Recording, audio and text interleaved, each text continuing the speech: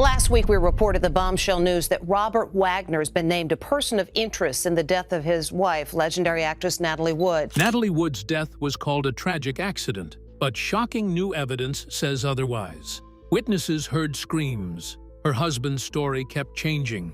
Bruises were found that didn't match the official timeline, and buried deep in her past was a dark Hollywood secret she never escaped. Why was the investigation delayed? Why did powerful names stay protected? And why, after more than 40 years, are people saying the truth has finally been uncovered? And it's worse than anyone imagined. Stay tuned. Hollywood's Golden Girl. Who was Natalie Wood? She was the Golden Girl of Hollywood, smiling on red carpets, shining on magazine covers, and dazzling audiences in movie theaters. But behind Natalie Wood's perfect image was a hidden world of pain, control, and fear. Her sudden death at 43 shocked the world. Just days away from the 40th anniversary of Natalie Wood's mysterious death, time is running out to confirm what really happened. But even more shocking is the fact that the truth about what happened that night has been buried for over 40 years. Why was Natalie Wood so afraid of dark water? Why did she once tell a friend that she thought her husband was going to end her? And why, after decades of rumors, has no one ever been held accountable? Natalie Wood's life started in the shadows of hardship. Born on July 20th, 1938, in San Francisco as Natalia Nikolaevna Zakharenko, she was the daughter of Russian immigrants Maria and Nikolai. They fled their homeland searching for a better life, but financial struggles followed them. Her mother, Maria, became convinced that the family's way out of poverty was through little Natalie.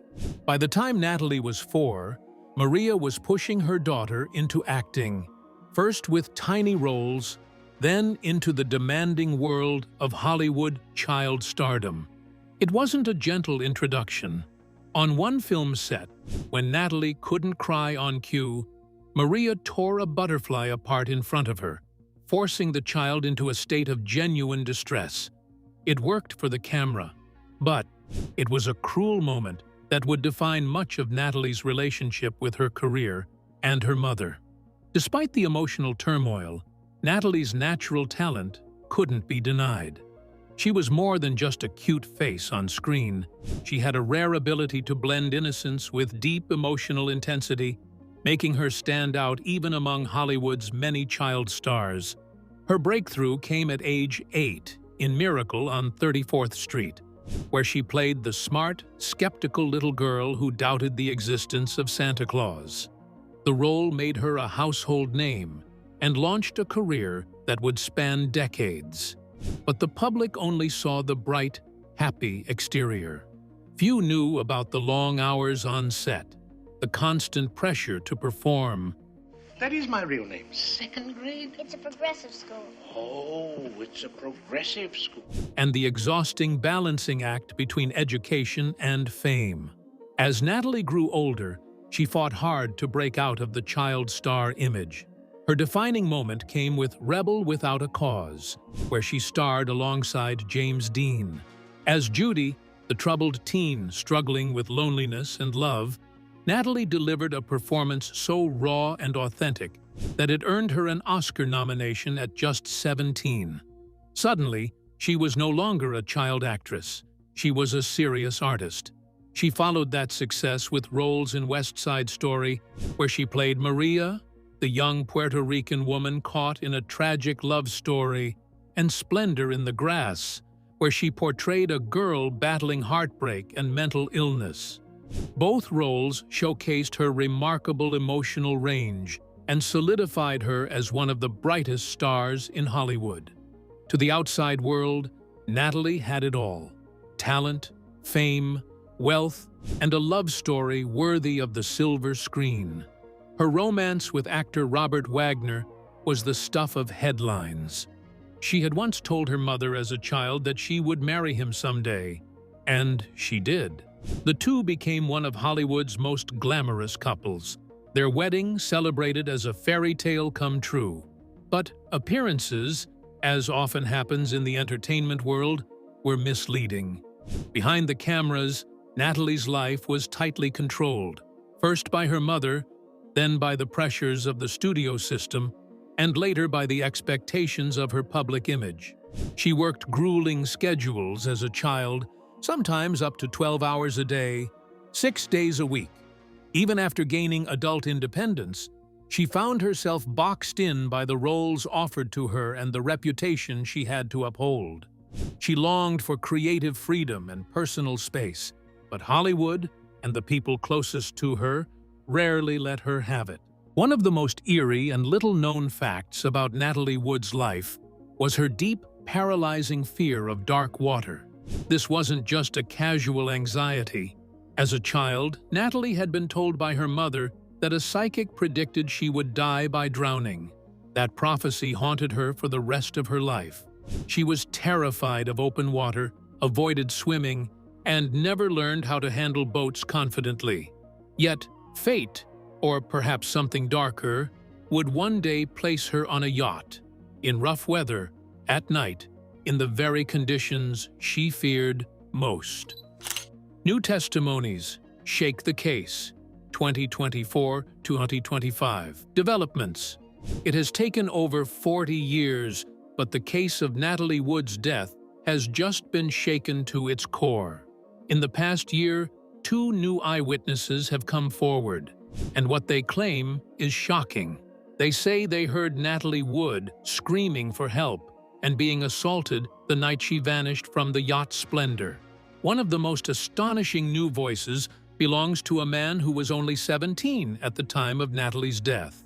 He worked as a deckhand nearby, and, for decades, his account was ignored or dismissed. But now, he is speaking up. According to his statement, he clearly remembers hearing a violent argument on board the Splendor, followed by unmistakable sounds of a woman crying out in distress. He recalls hearing someone plead for help, the sound of things being knocked over, and then sudden, chilling silence. Adding to the weight of these new claims is Marty Rulli, the investigative author who has dedicated years to uncovering the truth about Natalie Wood's death.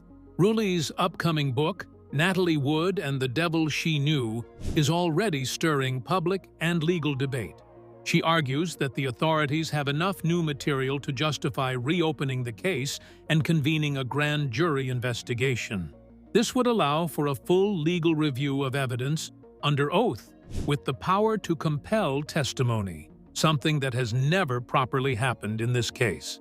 But perhaps the most chilling revelation comes from Marilyn Wayne, a woman who was anchored on a nearby boat that night. Marilyn has long claimed that she heard a woman's desperate cries for help, a voice calling out repeatedly, "Help me! Someone, please help me! I'm drowning!" What makes Marilyn's account even more disturbing is something Natalie allegedly told her in private. "Wagner is going to kill me." If true, they suggest Natalie lived in fear not just of the water, but of the man she was married to.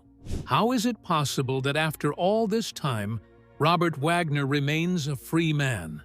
That is one of the central questions haunting the case today. Wagner, once beloved as a Hollywood heartthrob, was officially named a person of interest by the Los Angeles County Sheriff's Department in February 2018. Yet, despite this designation and mounting public pressure, no charges have ever been filed against him. He has consistently refused to cooperate with investigators, declining interviews, and avoiding direct questioning about key moments on the night of Natalie's death.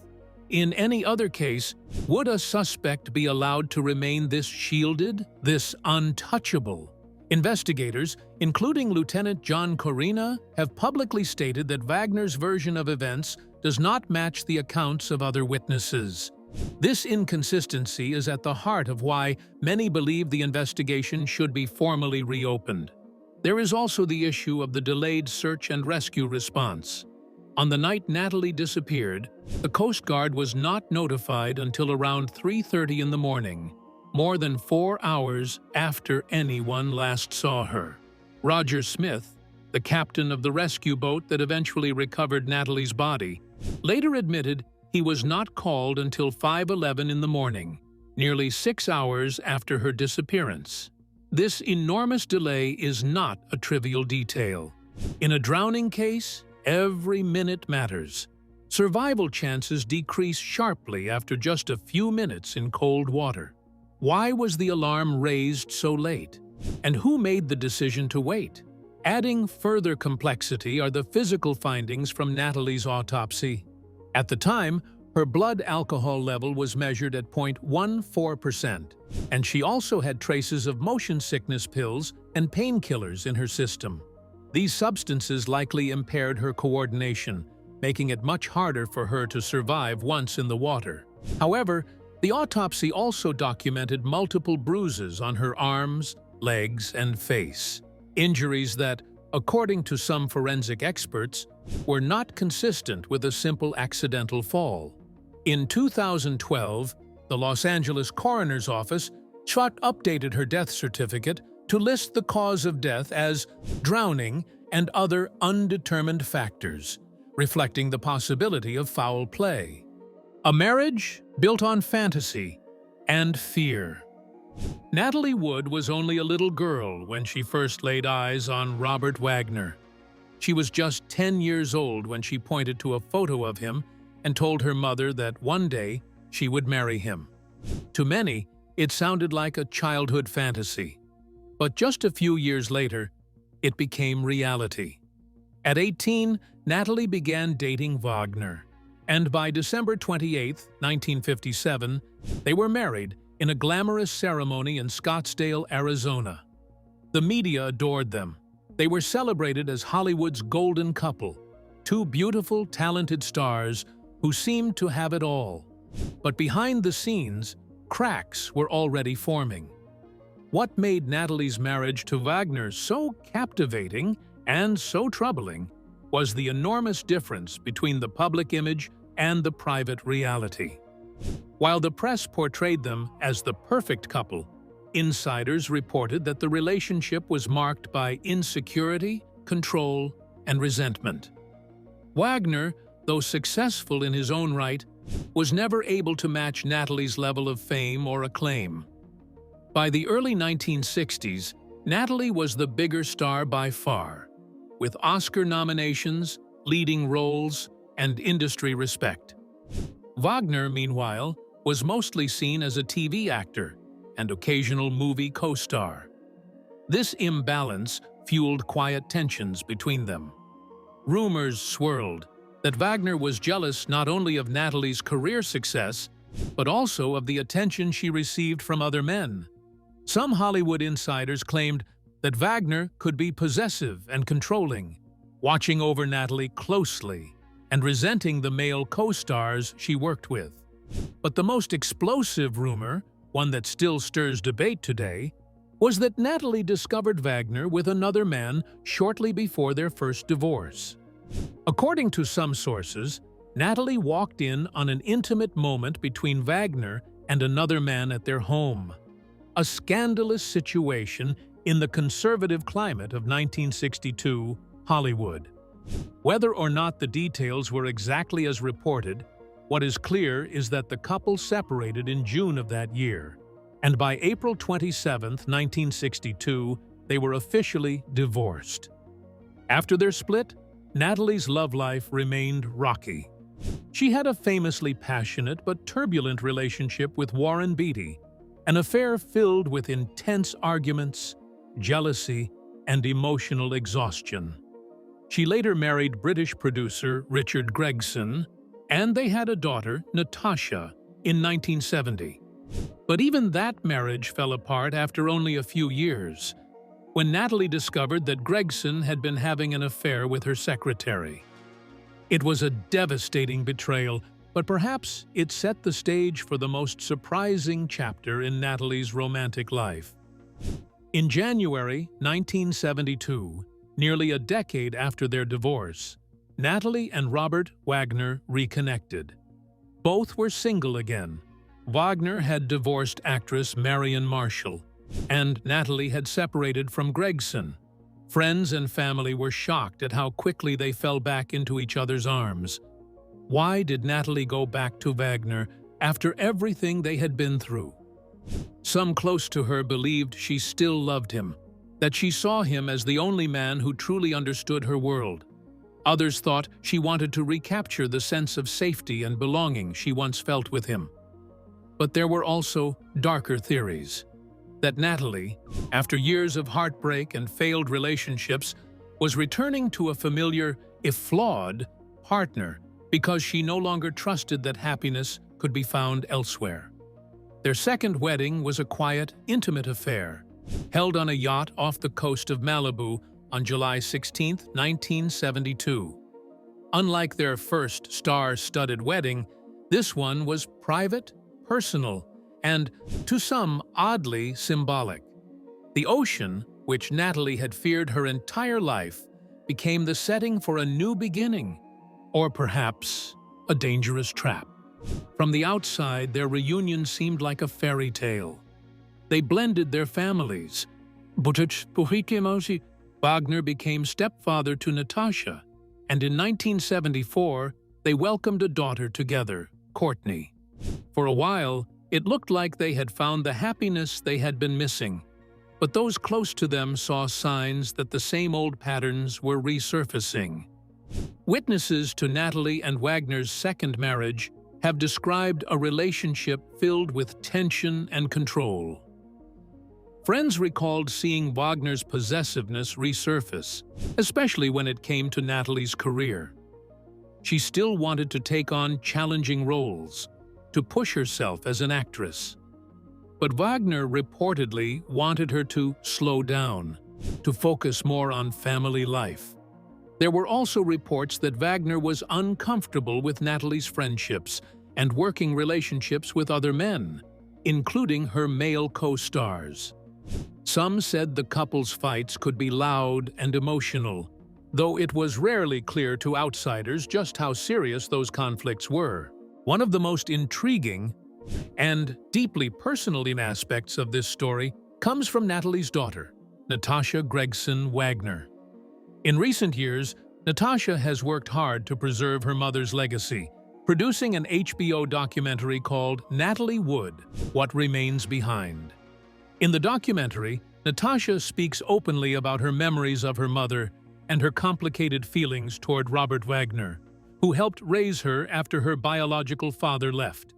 Natasha describes Wagner as a loving, devoted stepfather, someone who was there for her during the most difficult times in her life. But even Natasha has acknowledged that she struggles to reconcile the two sides of Wagner, the caring family man she knew, and the man who has been haunted by accusations of involvement in her mother's death. How do we make sense of these contradictions? How can one man be both a devoted father figure and a person of interest in one of Hollywood's most enduring, unsolved mysteries?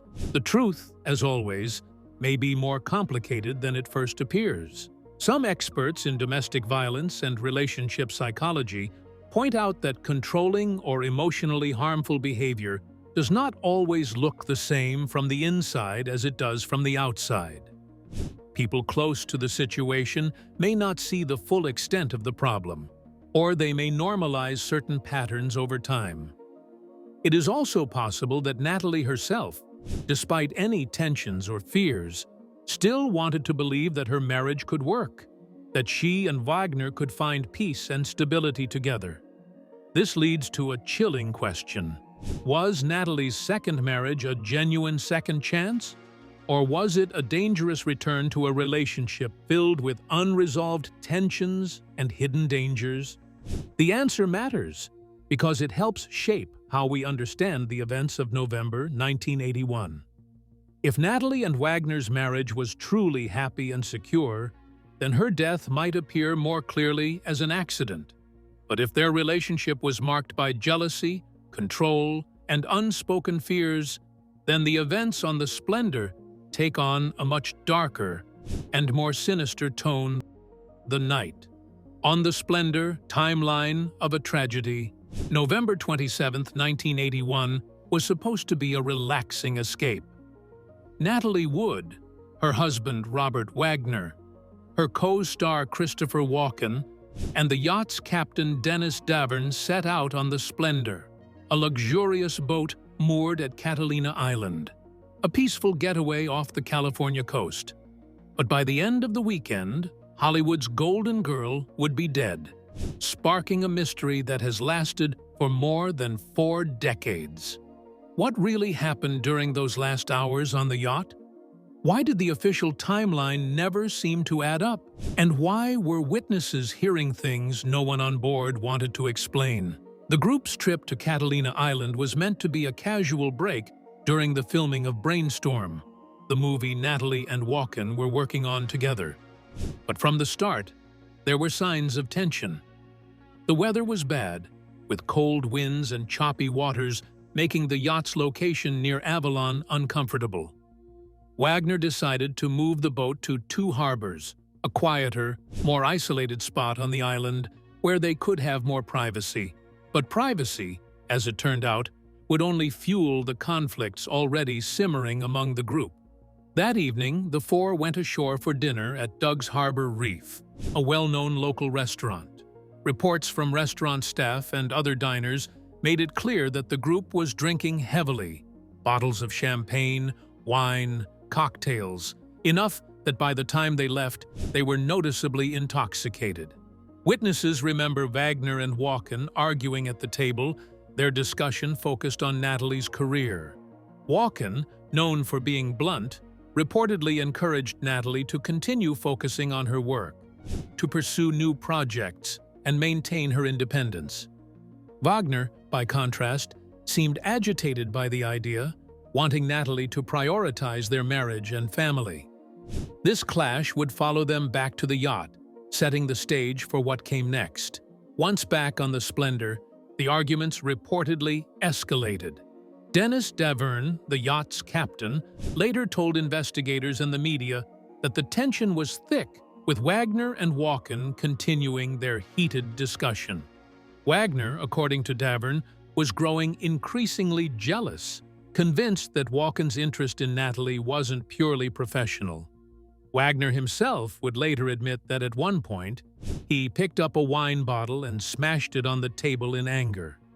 But what happened after that moment remains one of the central mysteries of the case. Here's where the timeline begins to fall apart. Wagner claims that Natalie went to bed early, and that when he later went to check on her, she was gone. But according to Davern, there was more going on. Davern has said that Wagner was not only aware that Natalie was missing, but also deliberately delayed raising the alarm. Davern claims Wagner told him not to turn on the searchlights, not to alert other boats, and not to contact the Coast Guard right away. This delay would prove critical. In cold water, survival time can be measured in minutes. So why was there a gap of more than 4 hours between the time Natalie was last seen and the time the Coast Guard was contacted? Meanwhile, on a nearby boat, a couple named John Payne and Marilyn Wayne were spending the night. Around midnight, Marilyn heard something terrifying. A woman's voice, crying out from the water. The voice was pleading, over and over again, "Help me. Someone, please, help me. I'm drowning." Marilyn woke John, and they listened together, trying to locate the source of the cries. Then they heard a man's voice, calm, dismissive, saying, "Okay, honey." And then the screaming stopped. Marilyn was so disturbed by what she had heard that she tried to contact the authorities the next day, but she was never called to testify. Why were such critical eyewitness reports seemingly ignored? When the Coast Guard was finally called at around 3:30 in the morning, it was far too late. Natalie's body was discovered several hours later, floating about a mile away from the yacht. She was wearing a flannel nightgown, a down jacket, and socks. Her dinghy, the small boat tied to the Splendor, was found beached nearby. Early reports suggested that Natalie must have tried to secure the dinghy, fallen into the water, and drowned. But that explanation raised immediate questions. Natalie was famously terrified of dark water. She hated boats. Friends and family said she would never have gone out alone at night, especially in bad weather. And the dinghy's lines were found still tied, suggesting no one had actually untied it. The autopsy findings added even more mystery. Natalie's blood alcohol level was measured at 0.14%, well above the legal driving limit, and she had traces of motion sickness pills and painkillers in her system, which would have amplified the effects of the alcohol. But more concerning were the physical injuries. Bruises on her arms, legs, and face, and an abrasion on her left cheek. Forensic experts have debated whether these injuries were consistent with a fall into the water or if they suggested a struggle before she went overboard. The original coroner, Dr. Thomas Noguchi, ruled the death an accidental drowning, but he later admitted that there were unresolved questions. In 2012, the coroner's office amended the cause of death to drowning and other undetermined factors, reflecting the possibility that something more sinister had happened. One of the most suspicious elements remains the delay in reporting Natalie missing. Under maritime law, a boat captain has a duty to ensure the safety of all passengers. Davern has said repeatedly that Wagner prevented him from acting quickly, telling him that everything was under control and that they should wait. Wagner, for his part, has always denied any wrongdoing, insisting that he was in shock and that the events of that night were a tragic accident. But critics argue that the long delay cost Natalie her life, and that it also conveniently gave the group time to get their stories straight before the authorities arrived. Another key inconsistency revolves around what time Natalie was last seen. Wagner has given varying accounts over the years, sometimes saying she was in bed, sometimes suggesting she had gone to the deck. Walken has largely remained silent, though in a rare interview, he once speculated that Natalie may have gone to adjust the dinghy, thinking it was banging against the yacht. But why would a woman so deeply afraid of the water do such a thing in the middle of the night, in rough weather, and after drinking heavily? That explanation has never fully satisfied investigators or the public. The speed with which the case was closed also raises concerns. Within days, the official narrative was that Natalie Wood's death was an unfortunate accident, a tragic misstep that took the life of one of Hollywood's brightest stars. But as more details surfaced, it became clear that this explanation left too many gaps. Witnesses were never formally interviewed. Testimonies were overlooked, and the people closest to Natalie were allowed to walk away without facing serious scrutiny. What exactly happened on the Splendor between the time the group returned from dinner and the time Natalie disappeared? Who was the last person to see her alive? Why were screams heard from the water, yet no one on board reported them? And why, after all this time, has no one been able to provide a clear, consistent account of that night, the secret she took to her grave, Kirk Douglas and abuse? In Hollywood, in 2021, Lana Wood, Natalie's younger sister, released a book that shook the public's understanding of Natalie Wood's life. In Little Sister, My Investigation into the Mysterious Death of Natalie Wood, Lana made a stunning revelation. Natalie had once confided in her that she had been assaulted by one of the most powerful men in Hollywood, Kirk Douglas. To unpack this, we need to look back at the 1950s. Natalie was a 16-year-old rising star, carefully guided, and some would say controlled, by her mother, Maria. Maria was determined to push Natalie's career to the highest levels, believing that powerful connections were the key to making her daughter a true Hollywood icon. According to Lana, Maria arranged a meeting between Natalie and Kirk Douglas, who at that time was one of the biggest names in the film industry. Douglas was known for his charm, his star power, and his influence.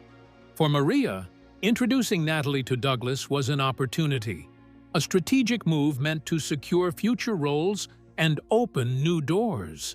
But what Natalie experienced that night was not an exciting career breakthrough. According to Lana's account, Natalie returned home visibly shaken, her clothes disheveled, and her voice urgent. She pulled her little sister aside and whispered those chilling words, "He hurt me, Lana." For years, Natalie carried the weight of that experience, telling almost no one about what had happened. Even as her fame grew, even as she became one of Hollywood's most beloved actresses, she kept this trauma buried deep inside. Why is this revelation so significant? Because it pulls back the curtain on the darker realities of old Hollywood, a system where young women, especially young actresses, were often treated as commodities, their careers and bodies intertwined in a power structure controlled by men. It shows how Natalie, even at the height of her success, was shaped not just by talent and ambition, but by early experiences of exploitation and harm.